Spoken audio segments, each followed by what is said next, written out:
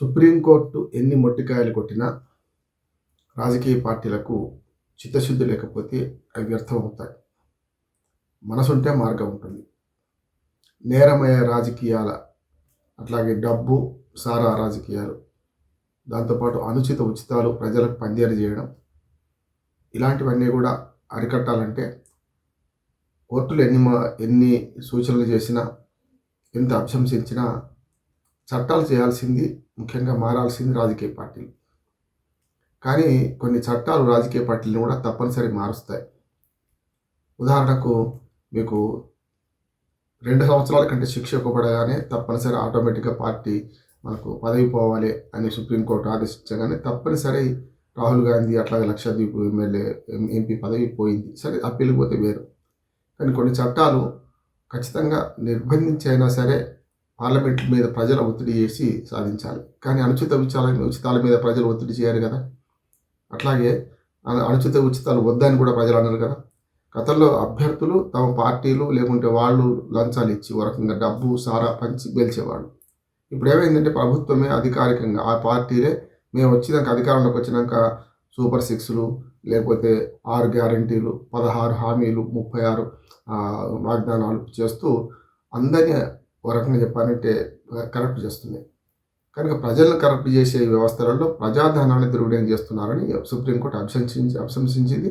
Supreme court చెప్పిన మాట పాటించాలంటే అనుచిత ఉచితాలను ఆపాల్సింది. ఉచితాలు అవసరమే, కొంతవరకు సంక్షేమము అభివృద్ధి రెండు కళ్ళలా సాగాలంటే ఉచితాలు అవసరమే. పెన్షన్లు కానీ, వృద్ధాప్య పెన్షన్లు కానీ, ఆకలికి అన్నము వేదనకు ఔషధం అన్నారు. ఆకలి కలిగిన వాడికి అన్నము, వేదనకు ఔషధం పెట్టడం మంచిదే.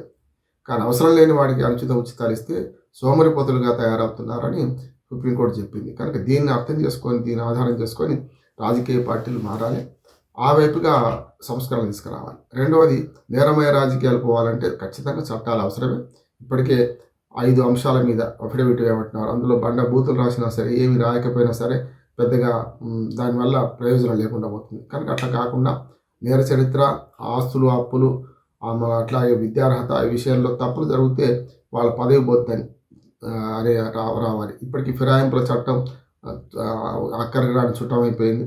ఎవరికి పనికి రావడం లేదు. కనుక ఫిరాయింపు కాగానే వెంటనే పదవి పోయే మార్గం ఉండాలి. స్పీకర్లకు అధికారం ఉండదు, స్పీకర్లకు విచక్షణ జ్ఞానం ఉండదు, అధికారం ఉండదు. కనుక బీఫామ్ మీద పోటీ చేసి ఒకవేళ పార్టీ మారగానే లేకుండా పార్టీ సస్పెండ్ చేసిన వెంటనే పదవి పోయే అవకాశం ఉండాలి, చట్టంలో కల్పించాలి. వీటన్నిటి మీద సుప్రీంకోర్టులో కేసులు పడ్డాయి.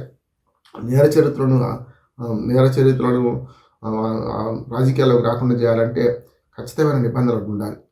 హీనియస్ క్రైమ్స్, దానిలో శిక్షలు పడ్డ వాళ్ళను 6 ఏళ్ళు కాదు ఎక్కువ కాలం బహిష్కరించాలని సుప్రీంకోర్టు సూచనను ఖచ్చితంగా ఆమోదించాలి. అట్లా అని ప్రజా పోరాటాల్లో నేర చరిత్రలు అవుతారు. ప్రజా పోరాటాల్లో కొందరు కేసులు పడతాయి వాళ్ళ మీద.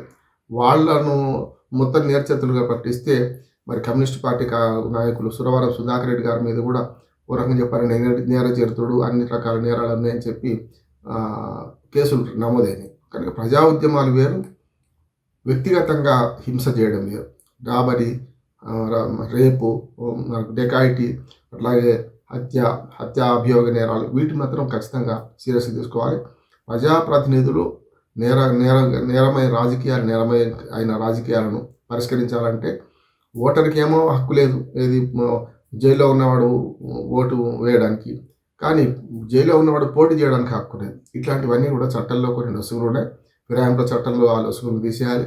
నేరమయ రాజకీయాలను అభిశంసించాలి. ప్రజలు దీన్ని తిరస్కరించాలి. 25 కోట్ల మంది పేదరిక నుంచి దూరం అయిందని చెప్తుంటే మొన్ననే కేంద్ర ప్రభుత్వం అంటుంది. మరి 25 కోట్ల మంది పేదరిక నుంచి దూరం అయితే మొన్నటి జరిగిన ఢిల్లీ ఎన్నికల్లో అన్ని పార్టీలు పోటీపడి మరి అనుచిత ఉచితాలు ఎందుకు ప్రకటించినాయి? కనుక ఇవన్నీ చూస్తే మనకు అర్థమవుతుందంటే అనుచిత ఉచితాల వైపు ప్రజాధనాన్ని పబ్లిక్ ఓట్లు కొనడానికి వాడుకుంటున్నారు అన్ని రాజకీయ పార్టీలు, జాతీయ ప్రాంతీయ పార్టీలు అన్నీ కూడా మనకు అర్థమవుతుంది. దీన్ని నివారించాలంటే కొన్ని చట్టాలు అవసరం, మౌలికంగా రాజకీయ పార్టీలో మార్పు అవసరము. మూడోది, ప్రజల నుంచి కూడా దీని మీద పెద్ద ఎత్తున నిరసన రావాలి. ఈ 3 అంచెల విధానం, ప్రజల ఒత్తిడి, కోర్టుల్లో న్యాయపరంగా చిక్కులు, దాంతోపాటు రాజకీయ పార్టీల్లో పరివర్తన, ఈ 3 వాటి వల్లనే మంచి చట్టాలు వస్తాయి. మంచి నాయకులు పార్లమెంటుకు, అసెంబ్లీలకు, చట్టసభలకు, స్థానిక ప్రభుత్వాలకు ఎన్నికవుతారు.